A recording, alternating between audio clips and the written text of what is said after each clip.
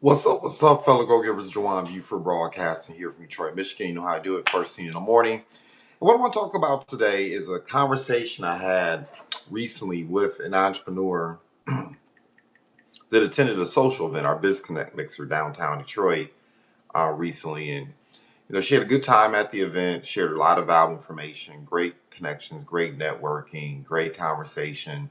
You owe it to yourself to be there if you're in our marketplace. But in any respect, our follow-up conversation involved two things she was a bit frustrated with.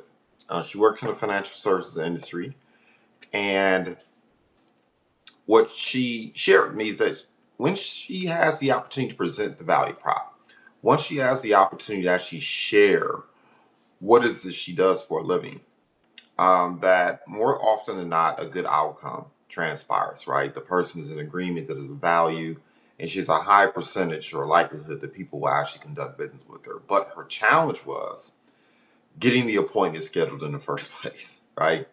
So she shared with me how she would meet people.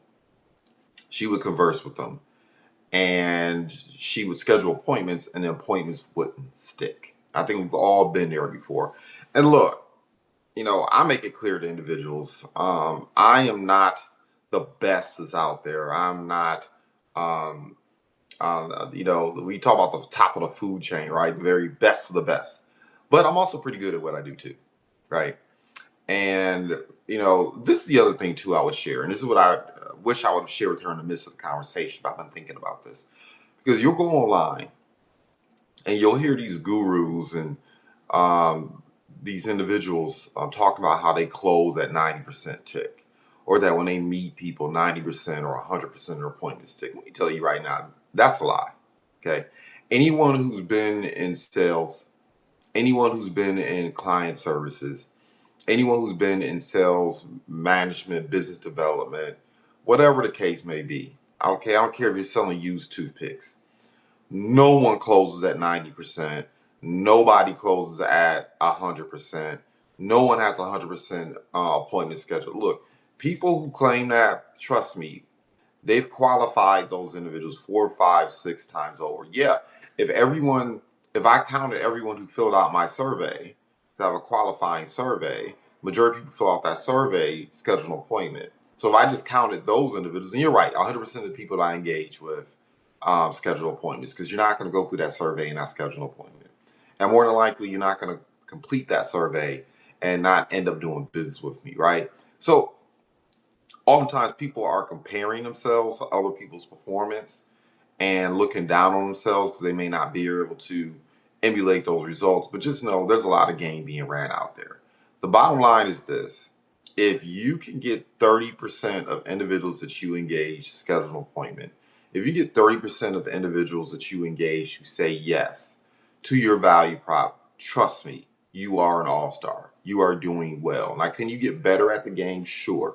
Are there ways in which you could qualify individuals so you tend to sit down and spend time with and you end up talking to people who are more likely to be ideal clients or interested in what you're doing? Sure. Okay.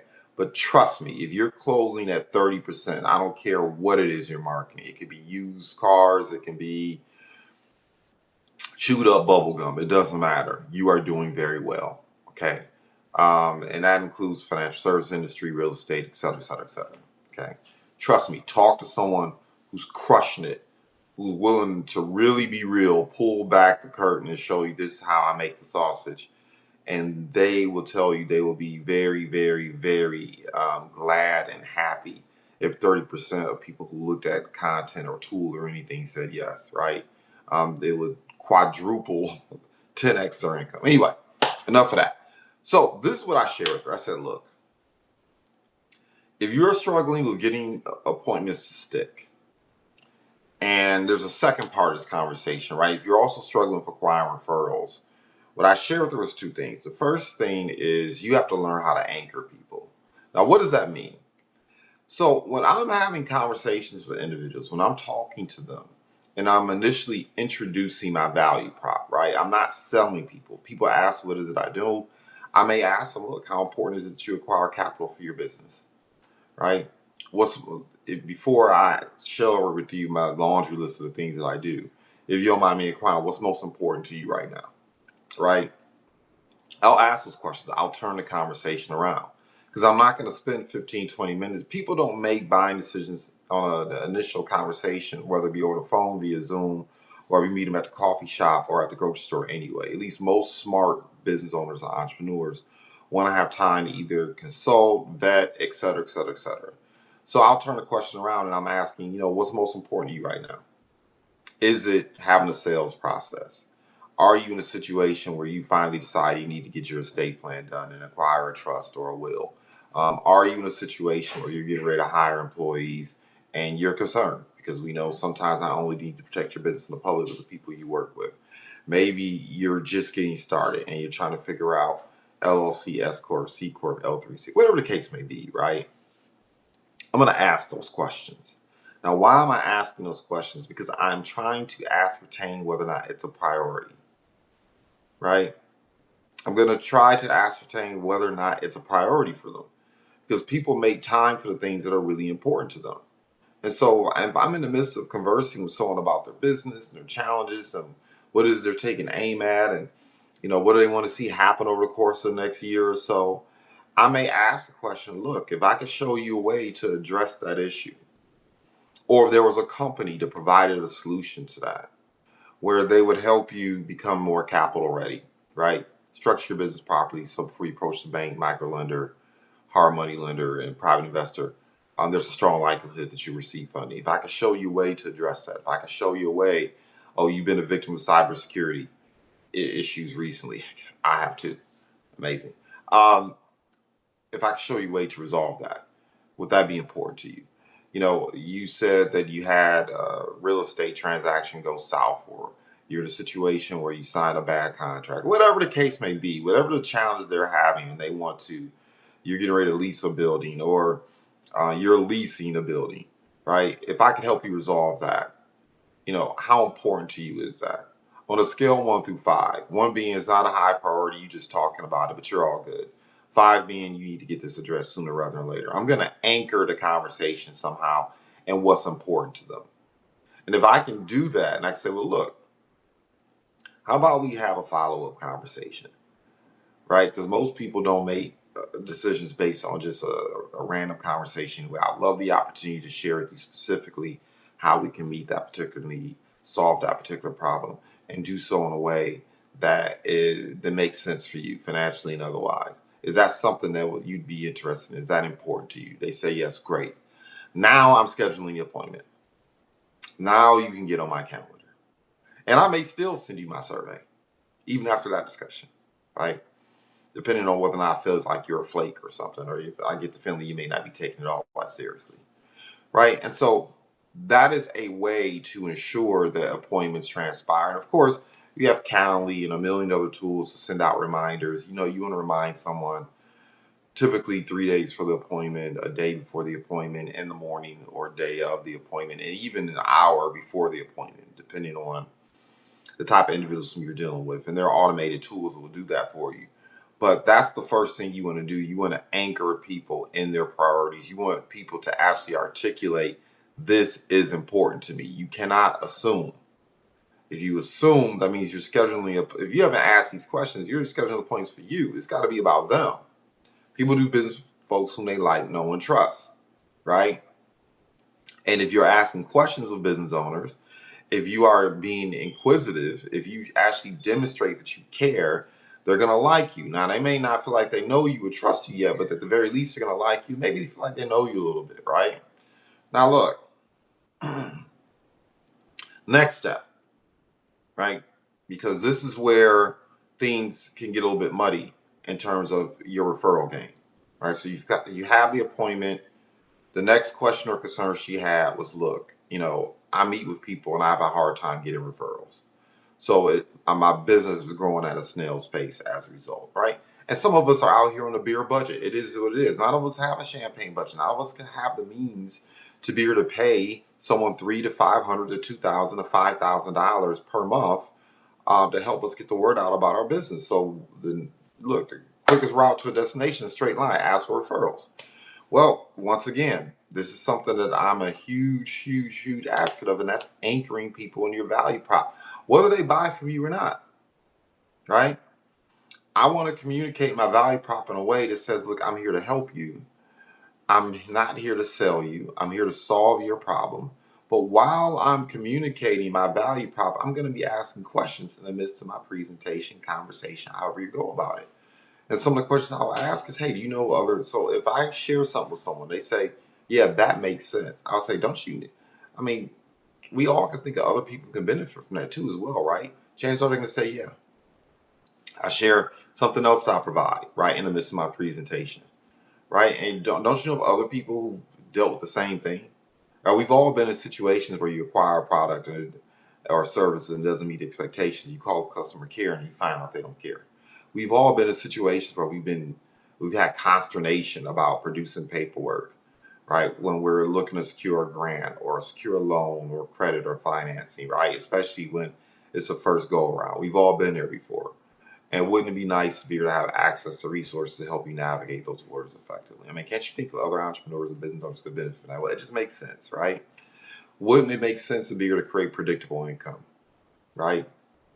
Actually have a sales management process in place. So you're not wondering week to week, month to month, year to year, what your revenues are going to be. Wouldn't it be nice to know what your RGAs or KPIs are and have a systemic process of duplicating those efforts day in and day out so your income comes?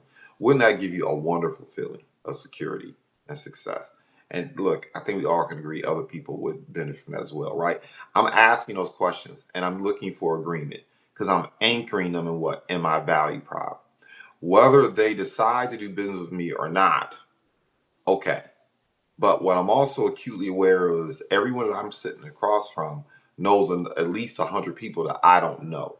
And some of those people may be my ideal clients as well. And I can spend thousands of dollars attracting those individuals to me, or I can give a presentation. I can conduct myself in such a manner where a person likes, knows, and trusts me. And if your value prop is being communicated in a way where a person really feels like, once again, you're there to solve their problems, if you can't tell, I take more of a conversational approach and I look to acquire agreement throughout my presentation. Then the person is going to begin to trust you and they're going to feel like they know you because you're talking in such a way where you're communicating that you can identify with the problems they're dealing with. You know, I guess that's the one advantage I have, and this is something I would share with people. Be a product of your product. Part of the reason why people feel like they know me is I'm a product of a product. I'm out here solving problems I've either overcome or had to overcome myself. And then I've been able to help other people turn around and do the exact same thing. So if I'm having a conversation about a particular challenge, I've already traversed that ground already. And I can speak not just from an academic perspective like a guru, but I can actually say, I'm a guru. I've done this and I've helped other people do this. Let me help you do it too. Right. And so I anchor a person throughout the conversation. Doesn't that make sense? Isn't that valuable? Isn't that important? Right. Would that be a help to you? Right. And indirectly, what I'm also asking is, do you know other people could benefit? Right. I'm conversing with people. I mean, wouldn't your niece benefit from that? Wouldn't your son benefit from that? Wouldn't your mom, your dad? I'm having that conversation while I'm communicating the value prop. So I'm anchoring them in number one, that what I'm sharing is valuable because people aren't going to refer people to things that aren't valuable unless, they have some type of, where I'm going with that, right? And people tend to refer folks to people they like, know, and trust. And here's something that I also shared. Let's say you ask someone, like, who do you know that you want to help? Who do you know that's a business owner? These are the referrals I ask for, right? Without getting too granular today, because I don't have time. But who do you know that is looking, right? Tired of check to check, tired of being in a situation where they don't know whether or not they're going to be able to take care of their kitchen table matters because of AI, whatever the case may be. Who do you know is not afraid of work? Who do you know has a heartbeat to help people and not scared of money, right? I'm asking for the referrals. I ask for the things that I want. So this is something else I'll share. I'll say, look, let's say you refer Sarah or you refer Jessica or you refer Regina to me, whatever the case may be. I will share exactly what my approach is going to be. I'll say, look, I'm going to call up Regina and I'm going to say, look, Regina, I was referred to you by Selena. You and I may not know each other, but she spoke very highly of you. I shared information to her about we've been able to help people do A, B, C, and D, and she thought you could benefit. I asked her, who are the serious, smart people who are really committed to leveling up in life and improving their station, improving their business, and being able to do more for their family and community? And she said that was you. Now I'm going to press pause the majority of the time and just let that sink in, because there's a book out there by Dale Carnegie, right? How to Win Friends and Influence People. And they talk about flattery being one of the most effective means to break the ice with individuals. And you don't want to be over the top. You don't want to lie, right? You don't want to go on some tirade that you know the person is looking at you sideways. But a little bit of flattery goes a long way in the beginning. So that's what I'm going to share with them. And flatter them and say, this is what the person said about you. And I'm going to just give a pause for like 0.5 seconds, just to let it sit in, right? And then I'm going to say, look, and this is what I'm going to share with Selena. This is what I'm going to say to the person you referred me to. I'm going to say, look, I'm not here to sell you anything. You and I both know smart people don't make decisions based on a random phone call out the blue. But what I would like an opportunity to do is share with you what it is I share with Selena. And it may or may not be for you. It's okay. But it'd be worth 15 minutes of your time to listen and learn, right? That's my script. And I will share with the person I'm asking for referrals from, I will share my script with them. I'll tell them this is exactly what I'm going to say. Why am I doing that? Because one of the biggest concerns individuals have is that they're going to refer you to someone and you are going to get out there and be a dumb apple and ruin the relationship, right? By being too over the top, too salesy, fibbing, using tricks, because people have these preconceived notions of what sales is, right? They misconstrue tactics with strategy, and people who are just communicating value prop. But anyway, that's a conversation another time.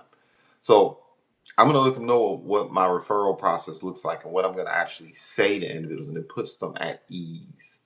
And I shared that with her as well. I said, oftentimes, if you are communicating a value prop, but people still aren't giving you referrals, they don't trust your process.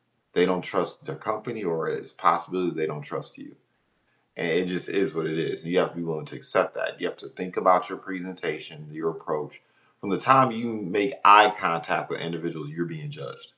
And people are people are coming up with ideas whether or not they like, know, and trust you. So that's what I share with her. I hope that serves you as well. Anchor people in their priorities, because people are only going to do things that are a priority for them. Number two, anchor people in your value prop, right? That what you're bringing to the table can be beneficial to them. Anchor them in the fact that your value prop can benefit other people in the midst of while you're sharing your presentation, services, products, whatever the case may be. And then once you've done that, what you want to do is share your process, like what you're going to say, how you're going to conduct yourself with the people you end up being referred to, and then keep your words, stick to that script. Because trust me, people do follow up and have sidebar conversations. And it is what it is, right? The person you get introduced to, they don't like, know you, and trust you for the first couple seconds or couple minutes. They're going to give them back and give a bad report. And then you have a difficult time getting referrals again. So with that being said, everyone have a fantastic day. Celebrate success in advance. Goodbye for now.